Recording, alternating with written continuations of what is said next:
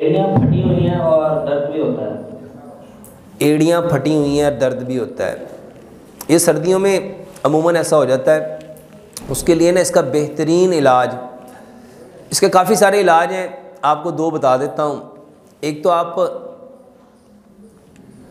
ये जो सरसों का तेल होता है ना, ये जो कपड़े धोने वाला साबुन है, इसमें एक केमिकल होता है, ये एड़ियों के फटने के लिए बड़ा ही बेहतरीन है। सरसों के तेल में वो थोड़ा सा साबुन डालो और उसको पका लो और उसको अपनी एड़ियों के ऊपर लेप करो, बेहतरीन इलाज है। और वो लेप करके उसके ऊपर सॉक चढ़ा के तो कोई 2 घंटे के लिए पाँव को किसी जो टाइट जैसे जोगर होते हैं, कोट शूज़ होते हैं, बंद शूज़ होते हैं, वो पहन लो, इंशाल्लाह इससे ठीक हो जाएगा। इसके साथ ये जो केला है, केले के अंदर नारियल का तेल डालो, उसको मिक्स करो, इसको भी एड़ी पे लगाओ, ये भी बेहतरीन इलाज है। और इसके साथ साथ ये जो वैज़लीन, पेट्रोलियम जेली वैज़लीन होती है, सिर्फ खाली वैज़लीन लगाओ, उससे भी आपकी एड़ियाँ ठीक हो जाएंगी।